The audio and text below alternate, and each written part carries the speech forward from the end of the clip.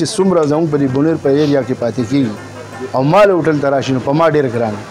السلام علیکم درنو خوږو قدرمندو کتونکو د خان جانان یم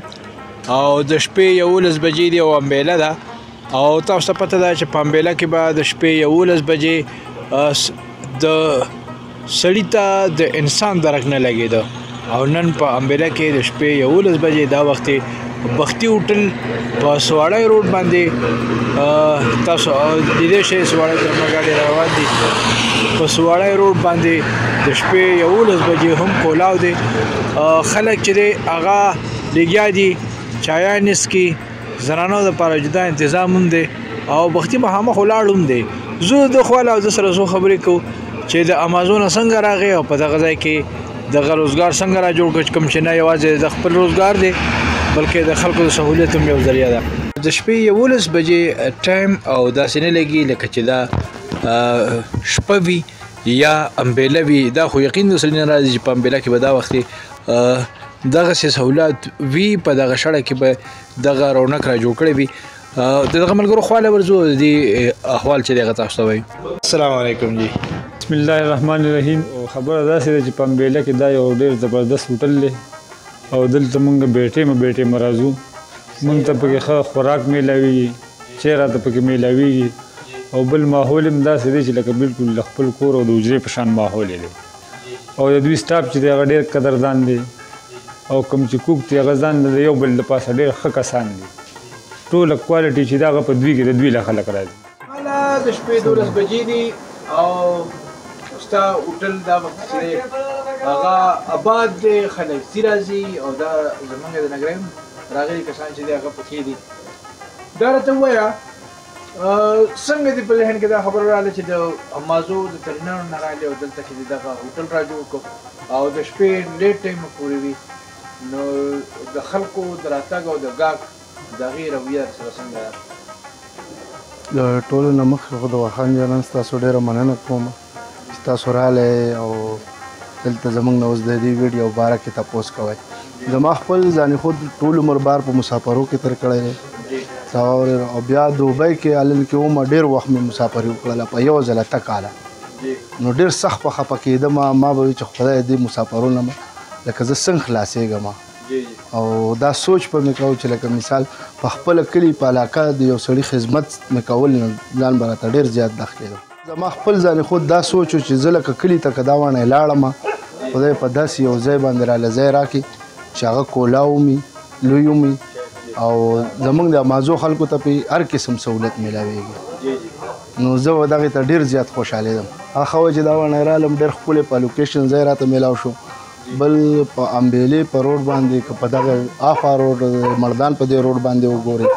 نو داسې ځای په دې ځای باندې ما ته د چا هم نه ښکارېږي لکه موږ له چې خدای کوم راکړی دی. باقي لا تیار نه دی، جوړو به انشاءالله دې ته مې خیال دی او دغ کوم به جوړوم به او په دې خاطر مې هم نه دی کړی چې ګنې زه خامخا مزدورۍ په سوچ ورته راغلی یم زه به خامخا دلته پیسې ګټم او ګنې کور ته به وړم او خورم به.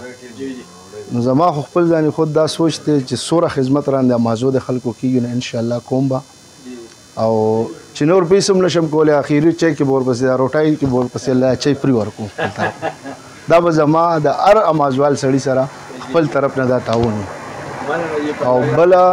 که دلته کې هر څومره امازوال خلک وي او راشي لکه مثال که په هر ټایم ما ته په نیمه شپه موازو کې چې زه په امبیله کې یم نو انشاءالله کټ به ورته میلاویږي، بستره به ورته میلاویږي، که هغه ورسره زنانۍ د زنانو دپاره به انتظام کومه نو لکه زه دغ کې دپاره خپل خدمت دپاره مې خیال و او خدای ښایسته خدمت دپاره ځای را کړی دی. د هر چا خپله سپیشلټي وي که نه څه نه څه تاسو دلته څه جوړوئ آرډر باندې څه وي او روټین کې څه وي؟ روټین کې خو عامې سالنې ښه ډېرې زیاتې وي خاص کر زموږ انډي شوه او تیکه شوه او چرګ شو چرګ کړی شو دا ډېر زیات دا خلک خوښوي مو خو چې زه یې کله خپله جوړ کړم نو هر سړی ښه په شوق باندې دلته راځي او زموږ مازوال خلک خو که د دغه ته ځي مردان په روډ ځي نو هم موږ له دلته راځي او که هغه خوا د چنګلۍ په دې روډ باندې لړ شي نو هم چې هلته خبر شي چې د ده هوټل دی نو دلته ماله راځي او انشاءالله دا مې اراده کړله دلته کې به د غټو ګاډو بسونو اډه کولاوم د کراچۍ زموږ امازو خلکو ته به په دې هم ډېر سهولت ورکوم. دا پریزنټیشن مختلف دی لکه هر یو شی چې دی که نه خلکو په خپل خپل باندې وي تاسو روټۍ بدله کړه ستاسو د سلاد پریزنټیشن خلک مختلف دی دا چې څنګه چې دی نو پکې آیډیا راولئ چې د پریزنټیشن د خلکو ته چې دی یو څه پیش کول هغه ډېر زیات اثر لري اصل کې وجه دا ده که نه چې نن سبا وخت چې دی که نه نو دا ټول د اخلاقو او د عزت دی چې کوم ځای کې چاته عزت میلاویږي که نه هغه بیا بل خوا نه ځي او ډایرکټ سړي د خوا له راځي او زما خپل هم د خپل علاقې خلک ډېر زیات وختي علاقه کې نه چې څومره زموږ په دې بونیر په ایریا کې پاتې کېږي او ما له هوټل ته راشي نو په ما ډېر ګران دا سوچ مې هم نه چې زه به د دې نه مزدوري کوم یا به د مزدورۍ په خیال ما له راغلل او زه به خامخا ګنې دې نه روپۍ ګټم کاروبار باره کې امازو خلکو کې زیات تر دا دی چې خپل کاروبار صرف نه کوي تاسو کاروبار شروع کړو څه پیغام ورکوئ دې حوالې سره یاره زه ورته خپل ځان خود ووایم که نه نو زه دې ځای ته راغلی یم امبیلې ته په ایکې سر باندې صحیح ده اوس راسره دلته کې لس دولس مزدوران کار کوي هغه پیسې ماښام خو هر سړی خپلې دیاړي نغد اخلي او هر سړی خپل کور له وړي نو زه خو په دې هم خوشحالېږم که زما له هوټل نه دې ته دا خیر هم میلاو شي زه پرې خوشحاله یم او دلته کې لکه مړه زه چېرته راغلی یم دلته که نه نو ما سره خدای شته چې دې هوټل کې د هر قسم خلکو رزق لګېدلی زه دې ته هم ډېر خوشحاله چې هر سړی خپل کاروبار شروع کړي او دا سوچ وکړي چې کوم